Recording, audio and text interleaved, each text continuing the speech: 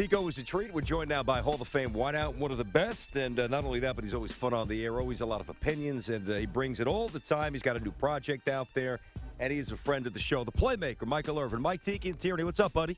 Man, I'm doing well, TNT. How you guys doing? I don't want TNT to come and get me for that. Now. It's all trademarked, buddy. You owe us money. Yeah, right. You guys, buddy, you're right. Actually, you owe the television station money, not us. We tried to get it. They wouldn't let us. Or the song. Yeah, true. I tried to go to ESPN when they had this show I called Playmakers. Because they had all those players getting in trouble, and they called it Playmakers. That's right. That's my money. Give me my money. Stop playing. But they didn't see that. I actually like that show, and if I'm not mistaken, Mike, didn't the NFL basically flex and say, "Get this off your airwaves"?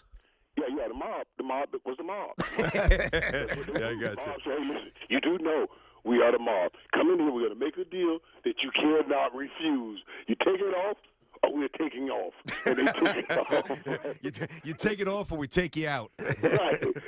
That's it. And you will be done. And they had to take it off. Hey, Michael, let's get into football here. And I think about your former team, the Cowboys, and the relationship that Steven and Jerry Jones have with Tony Romo. We talked to Steven at the beginning, before last season, and he starts telling us these things like, yeah, when Tony comes over to the house, he's hanging out, having scotches, doing whatever. But they love him. And this has got to be excruciating for them, figuring out a way to end this relationship. How does this play itself out? Well, honestly, they've already kind of played to the point where they know the relationship's ending. It's how you make it a smooth situation for both parties, since they've both been so good to each other. We know. Everybody's talking about, and most people in free agency, guys, they want to jump out that first wave so they can get the biggest deal they can. And everybody thought Tony would jump out, become a free agent, and be able to get the biggest deal he can because all the money is out there. But it's different this year because the cap is so great for so many teams. And when you are a quarterback, there's no Tony Romo's caliber, there is no such thing as the pot dried up, because they'll make the pot wet again for you when you become available. So, I keep hearing, and we keep talking about Jerry and Tony and what they're doing. Honestly, guys, if I'm a fan of the Houston Texans, I'm protesting so much right now. Like, what are you doing? Wait, you mean to tell me you can throw 72 milli-millis, 72 milli-millis at Brock Osweiler, and then come back, okay, it didn't work out, you messed up, that was on you, but come back and say, well, we're not going to offer anything for Tony Romo. Are you joking? Not even throw out, just say, hey, take a 5th-round draft pick, take a 4th-round draft pick. Throw out something. Let everybody know that you're trying. All right, let me challenge on this here, Mike. And I hear what you're saying. It's Michael Irvin, by the way, Tiki and Tierney, CBS Sports Radio. I got you, but I mean, a basic business principle is leverage, and they know. I'm talking about the Texans. They know that it's just not the prudent move to keep Tony Romo around. What leverage does the Texans have? You haven't won anything. I don't want to hear. We're not talking basic principles. We're talking winning championships right now. I don't care what everybody's been doing. We've been trying to do what everybody's been doing, and that junk hasn't worked. Yeah, but Mike, you know that Jerry Jones has to release Tony Romo, and then they pick him up. Yes. No. And then you get in a fight for him. Yeah. No, you don't pick him up. That's a good point. You get in a fight for him. Let's be real here. So now I don't want to do that. I want to have already in my pocket. That's what I'm telling you guys. This is mind-boggling.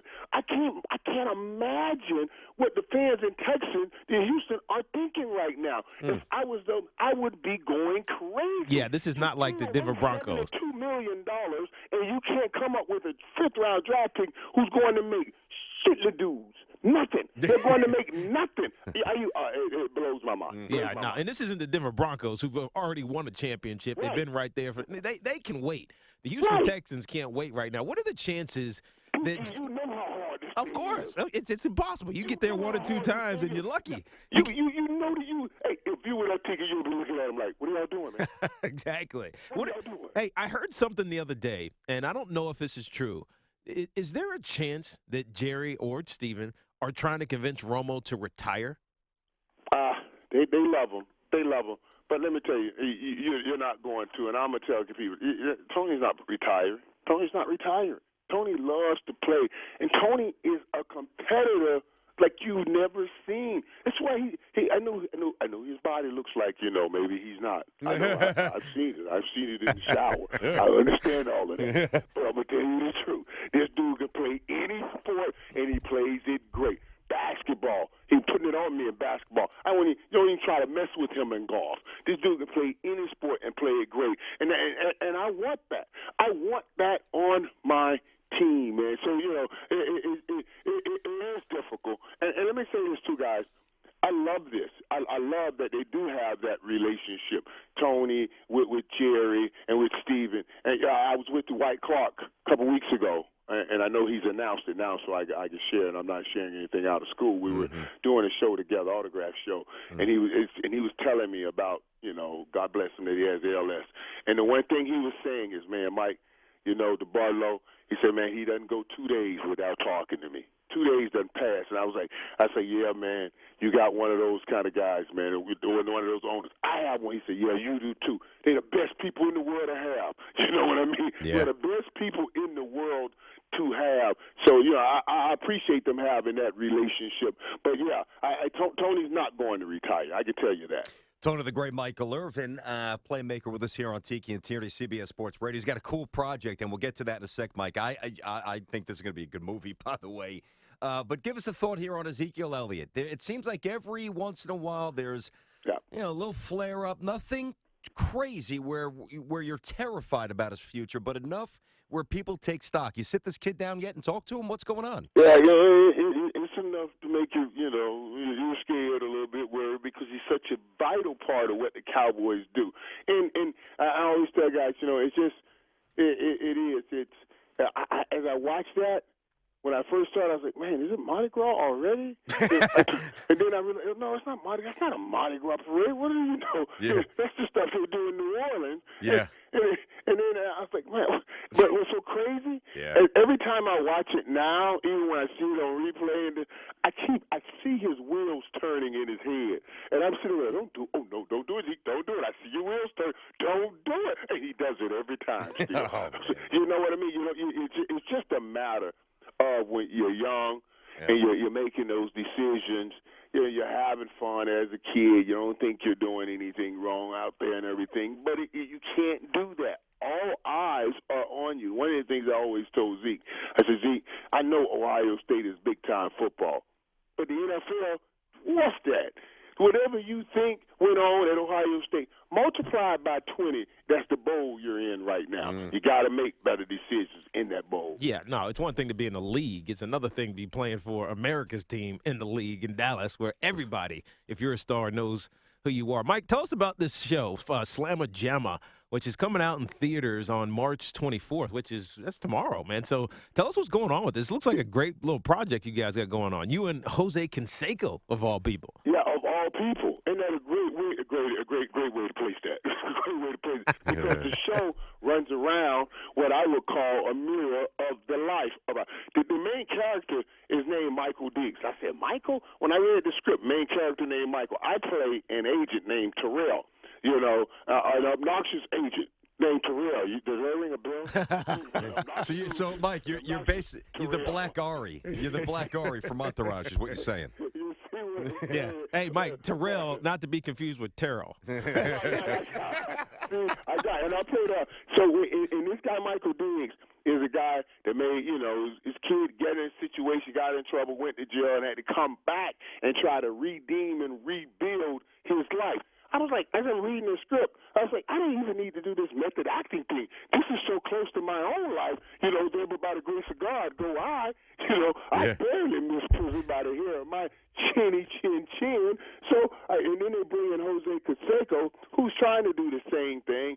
So now we get to sit on the set and talk to these young actors and young men about real life, trying to redeem and rebuild your life, and they could take that and place it together and put it in art form on the screen, man. It really is a good movie, and I'm telling you, to watch these guys dunk this basketball in this movie, it's nothing short of phenomenal. I went back last night and punched up the old 1992 Foot Locker Slam Fest. That's Okay. right, Tiki, where Mike Irvin was in there Uh-oh. dunking that thing. See? Boom, dunking that thing. They never asked me to do that. I'm too Right, short and can't jump. We had so much fun. But you watch dunking back then and what these guys do now. It's like night and day. It was preschool stuff we were doing, and this stuff right here is magnum cum laude. That's what they call it, magnum cum laude. Yeah. I was never that, so I don't know the word. You were too busy in the sorority house. Yeah, that's it. That was it. Nothing wrong with Hey, that. he only had the magnum of like Ace of Spades or something. Talking to Michael Irvin. Mike, we don't have a whole lot of time, but seriously, we were handed this one sheet with the bullet points on the project. This looks really sweet. We're going to get some pub out for you on Twitter, social media. I'm definitely going to check it out. But in 30 seconds or so, give us your opinion why Kaepernick has not yet signed and where you think he might sign eventually. Well, here again, I love when it's been just a couple of weeks and Kaepernick hadn't got a chance to sign. A lot of quarterbacks hadn't signed. I mean, Cutler still out there, and of course Romo's still out there. But we're horny in on Cap because of the situation last year, and people are they blackballing Cap? Man, the man just left the football field the last time we were playing football, and it's not like Cap. I mean, I love him, but it's not like he was playing the greatest football. Nope. It's not like he was playing the greatest football, people. Let's give it real. Let's keep it real. You know. So and now you're talking about you're not playing great. You know what else all comes with it. This is what it is. This is what it is. And I'm not faulting other people that says, hey, we're not headed down. We're not headed in that direction. Especially some of the teams that need quarterbacks who are in a bad situation.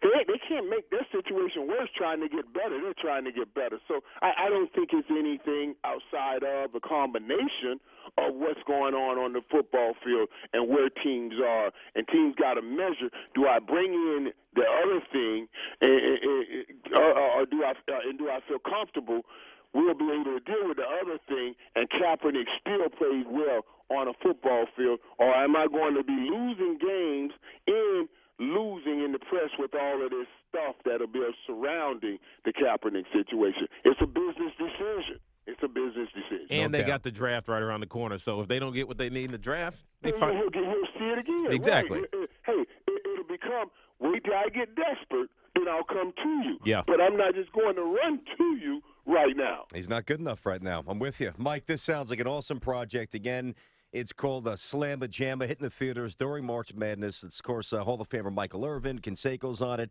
We love hoops, so we're watching, buddy.